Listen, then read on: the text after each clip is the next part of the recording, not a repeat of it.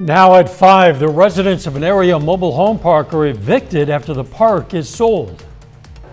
A majority of congressional Democrats say they want to extend the child tax credit. I'm Skylar Henry on Capitol Hill with more on the potential roadblocks standing in lawmakers' way and how the Biden administration is pushing Americans to file their taxes to receive those benefits. The 4 states' most watched news starts now. Residents of a mobile home park in the Weir, Kansas area have 60 days to pack up their things and find a new home. This is KOAM News at 5. Residents of the Bradford Estates in Weir say they received letters on February 1st saying Scannell Properties has taken ownership of the mobile home park. It says they have until April 1st to pack up their belongings and leave. About 14 homes are on the property. Now residents say they're scrambling to figure out their next steps. We had 60 days to move out. No prior notice, no information whatsoever was ever passed on to us that they were selling the court. Not only selling the court, but dismantling the court. So there's over 14 families here, in this court that's displaced. Scannell is offering residents $1,000 to cover the current cost of moving, and they say they'll send an additional $4,000 once residents can prove they've moved off the property. This property is just south of the site of the future FedEx ground distribution center, although we haven't been able to confirm the reason for the purchase. Ivy Medical, which operates a COVID-19 testing site in Webb City, is opening another site in Galena, Kansas. This site will be located at 217 West 7th Street. It's open from 9 a.m. to 5 p.m. Monday through Saturday. The site offers free rapid antigen and PCR tests. No appointment is needed. All you have to do is walk or drive up and get tested. Another pretty nice day out there. Let's check in with Doug Heddy.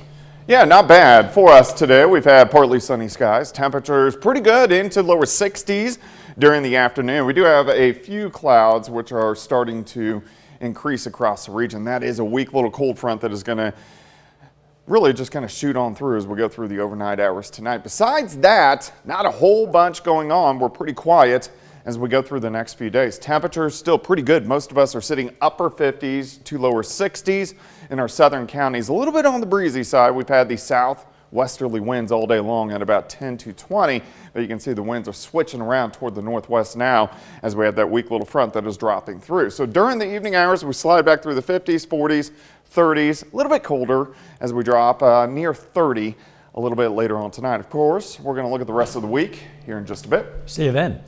The Kansas Corporation Commission approves a settlement for gas service in Kansas to recover costs from last year's winter weather. The gas service says it lost $366 million during the February freeze in 2021. Under the settlement, KGS will apply for securitized utility tariff bonds, which allows utilities to pay large costs at more favorable financing terms. Customers are expected to pay around $5 to $7 more per month for 5 to 10 years. The White House kicked off a day of action to call on all eligible Americans to file their taxes in order to receive the child tax credit, as well as the earned income tax credit for 2021. The monthly benefit is already expired, and now some lawmakers and family groups are demanding its renewal. Reporter Skylar Henry has more from Capitol Hill. We are on a path to cut child poverty in America by 40%. Vice President Kamala Harris touted the success of the child tax credit and urged eligible Americans to file their income taxes to get the benefit's full amount. We want you to get those credits. Working families deserve a break. The child tax credit was a part of last year's American Rescue Plan pandemic relief law, and it included 6 months of payments per child for those under age 17. The monthly child tax credit checks have made an enormous positive difference in the lives of moms, children, and family across the country. Kristen Rao-Finkbeiner of the group Moms Rising says families who've used the tax credit to help pay for things like food, rent, and child care are now facing a crisis after it expired last month. We absolutely need the child tax credit to continue so parents can go to work, so children can thrive, so people can earn living wages and move our country forward, and also address the rising costs. Tuesday, a group of House and Senate Democrats said they wanted to pass an extension of the child tax credit with a simple majority using a process called reconciliation.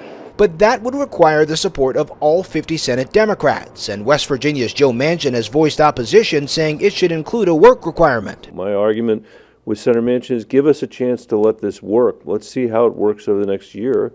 It's worked well over the last 6 months. The House passed an extension of the tax credit as part of the president's Build Back Better Act, but the bill stalled in the Senate. Skyler Henry, CBS News, Capitol Hill. The IRS is telling all Americans to file as soon as possible electronically this year so that tax refunds can be received in a timely fashion. The agency also says those who received a child tax credit letter with incorrect information can get the right information from the irs.gov website before filing. French President Emmanuel Macron says Russian President Vladimir Putin told him that Moscow would not further escalate the Ukraine crisis. Macron also said it would take time to find a diplomatic solution to the rising tensions. His remarks on a visit to Kiev came after the Kremlin denied reports that he and Putin struck a deal during marathon talks yesterday on de-escalating the crisis. Moscow has amassed more than 100,000 troops near Ukraine's borders, but insists it has no plans to attack. Finding a safe place during a natural disaster could be just a text message away. FEMA launched an updated version of its text feature. Users just text the word shelter and their zip code to 43362. In return, they'll receive a list of nearby shelters within 200 miles of that zip code. FEMA says users can click on the shelter address and receive directions.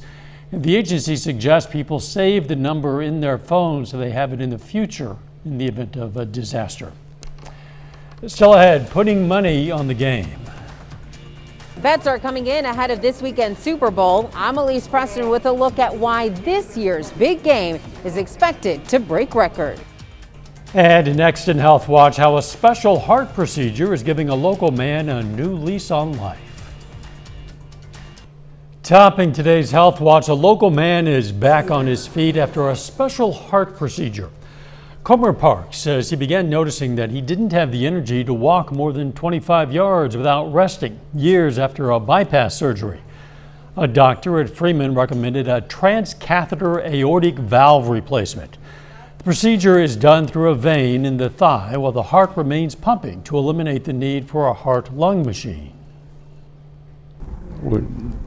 The heart team here did it, and the next day I just felt so good, and it was just a wonderful experience for somebody who I really thought I was on my way out. I thought I was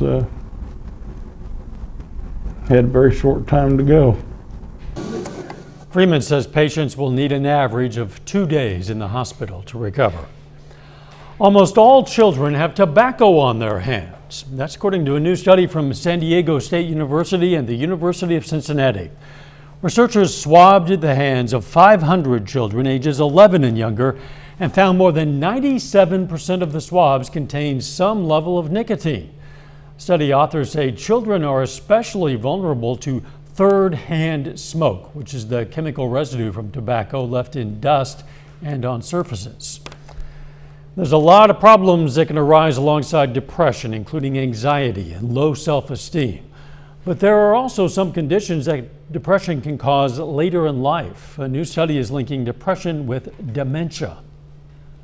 Low self-esteem, loss of interest, anxiety, poor outlook on life, depression can wreak havoc on your emotional health.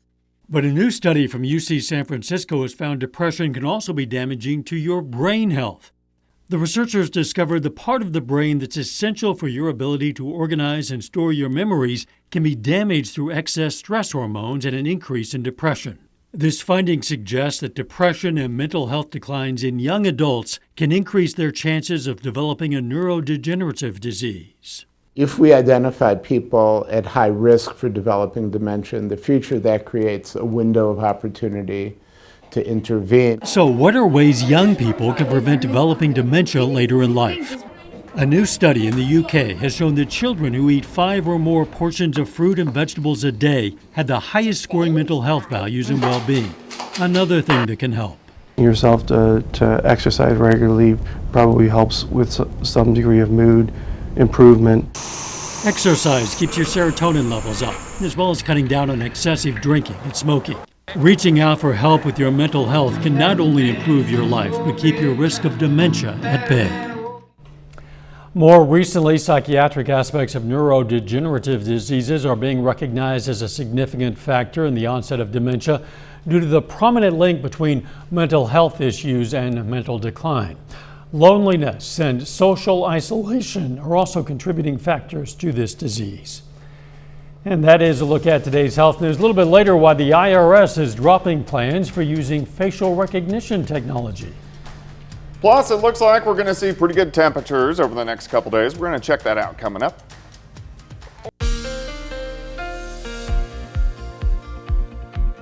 Well, it definitely turned out to be a nice day for us today. Temperatures pretty good as we went into lower 60s during the afternoon, which we'll definitely take here in the beginning of February. Pretty much clear skies outside. Nice shot. This is Indigo Sky Casino and Resort. Of course, Indigo is just outside of Seneca, Missouri, but it looks pretty good. We do have a weak little cold front that is rolling through. It's not going to drop our temperatures off too much as we go through the overnight hours tonight. Most of us have been kind of hovering upper 50s to near 60 degrees into lower 60s as you get into our western counties, but overall it looks pretty good across the region. We've had these southerly winds all day long, so breezy, but now you can see those northerly winds have been dropping in. So this line right here, that's our cold front that is working in. It's still kind of breezy on the north side of the front, but overall not too bad. 7th and range line sitting at 59, southerly winds 10 to about 20. Humidity is low at 32%. Through the evening hours, we'll slide back through the 50s, the 40s, 30s. I think most of us will bottom out near 30 for an overnight low for us tonight. Now with that front, we're seeing a few little clouds which have been sneaking in. It's not a big deal, nothing underneath the clouds as the main system kind of passes by to our north across the Great Lakes. And if we go out toward the west, we have these weak little systems which continue to drop in. We have a northwest flow, meaning the upper level winds are out of the northwest, but still no big storm systems out to our west. So we look pretty good as we go through the next few days. A little stronger system moves in late this week. All right, for us tonight, kind of in and out of the clouds, we drop back near 30. As we go into the daytime hours for us tomorrow, temperatures will warm up, I think, close to what we had today, maybe a notch or two cooler. 31 to start, 54 by noon, high temp is 60. Our winds are going to be out of the west at about 10 to 20, so it is going to be still on the breezy side. Clouds increase tomorrow night, so we'll stop early Thursday morning. You can see a few little sprinkles out to our west. So tomorrow night into Thursday morning, we may get a couple flurries or a couple little sprinkles pass through. Not a big deal. And then these pass on by, and then as we go into Thursday afternoon, we pop right back up into the 50s for afternoon highs, so it looks pretty good. Even on Thursday, clouds work back in again. As we go into Friday, this will be our next storm system that rolls in. Cold front is going to drop in Friday afternoon. We should go into the 60s ahead of the front, and then we'll have to see if we get some showers kind of developing along the front, maybe even a few snow showers as we go into Saturday morning. As of right now, this doesn't look like a very big deal, but it will cool us down quite a bit for Saturday, and then we'll warm back up by the time we head into Sunday, and then temperatures pretty good once again by the time we head into early next week with our next storm system, which is going to roll in next late Tuesday into Wednesday. 60 tomorrow, 52 on Thursday. Again, a slight chance for a few showers, maybe a couple snow showers late Friday into Saturday morning, but 64 on Friday and then a high of only 35 on Saturday. So a pretty big switch. Super Bowl Sunday, not too bad. 50, partly sunny skies. Yeah, days in the 60s this time of year is really good. You bet. Thanks, Doug. Coming up, a record number of bets on this year's Super Bowl. First, though, we honor a local veteran. Terry Spencer served in the U.S. Army from 1967 to 69. The Peoria, Oklahoma native was stationed in Vietnam, received a Purple Heart, and we salute Specialist Terry Spencer, a four-state hero. Topping today's Consumer Watch, the IRS is scrapping the idea of face recognition technology. The agency wanted taxpayers to use it when they created online accounts at irs.gov. Users would have had to upload their ID and submit a selfie. But the idea faced backlash from privacy advocates and lawmakers. They were concerned that hackers could steal personal information. Super Bowl is just days away, and while the Rams and Bengals are hard at work preparing, so are a lot of football fans, as record numbers are expected to place legal bets on the game. Reporter Elise Preston has the latest. When the Bengals and Rams take the field on Super Bowl Sunday in LA, a record 31.4 million Americans are expected to have money on the line, more than $7.6 billion. Makes it more interesting, a little more action, The majority of bets will be legal now that sports wagering is open for business in 30 states and Washington, D.C. Companies like DraftKings and FanDuel make it simple for fans to open accounts and place bets right on their phones. Bill Miller from the American Gaming Association says legal sports gambling protects fans and the integrity of the games. Where we're really seeing the growth is among bettors who used to bet through illegal options that are now migrating to the legal marketplace. Most wagers are online, but fans can also place bets in casino-style locations where they can watch multiple games at a time. Any given football Sunday, it's not unusual for us to take over 10,000 bets and do north of several $1 million in handle just for one Sunday alone. But experts say betting online has advantages. If you do your sports betting via digital, it's easier to track what you spend. It's easier for you as a consumer to better understand whether you're sticking to your budget. So who are fans betting to win? Research at the American Gaming Association shows 55% of wagers are going to the Rams and 45% to the Bengals. On Sunday, everyone will know who scores big. Elise Preston, CBS News, East Rutherford, New Jersey. While millions will be placing their bets Sunday, fans of the Rams and Bengals watching at home will not have that option. Sports betting is illegal in California, and Ohio's program hasn't launched just yet. A big pay bump is coming at Amazon. The e-commerce giant says it'll more than double its max base pay for corporate workers to $350,000. The company says it's also boosting the compensation ranges of most jobs and changing the timing of other perks to line up with promotions. Higher oil and gas prices sent profits soaring at BP. The oil giant says it earned $4.1 billion during the fourth quarter. That beat expectations. BP has been regaining ground after a big loss in 2020 as people stayed home. But as more people venture outside now, rising fuel prices helped the company post the biggest annual profit in 8 years. A final check of the forecast next.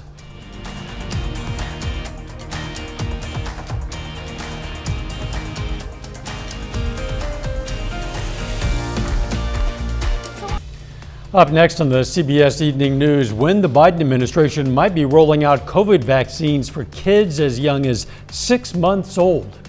And then on KOAM News at 6, we're going to hear more from the residents of an area mobile home park who are being evicted. Plus, why opponents of a proposed Missouri bill have dubbed it the Make Murder Legal Act. And more area high school athletes sign on to continue their careers in college. Stay with us for the CBS Evening News and then KOAM News at 6. A 30-year-old IT professor broke an unusual record hula hooping while in the abdominal plank position for 6.34 minutes. Yeah, Kai Sandmeyer, who lives in Germany, saw a video of the former record holder on Facebook and decided to try the challenge. Sandmeyer says he trained intensively before and after work every day to almost double the former record of 3.14 minutes. And before you start thinking, that doesn't look so hard, forget the hula hooping, just try planking for 6+ minutes. Yeah, I wouldn't do it. I couldn't do it. Yeah. It's not like it's optional for me. The weather. Looks pretty good. We're going to drop back near 30 for us tonight, back to 60 for a high tomorrow. A little bit cooler on Thursday, back to 64 on Friday. A few showers, maybe a few snow showers late Friday into Saturday morning. Thanks for joining us. The CBS Evening News is next. And of course, we're going to be right back here for KOAM News at 6. We'll see you then. Let's make it a great evening.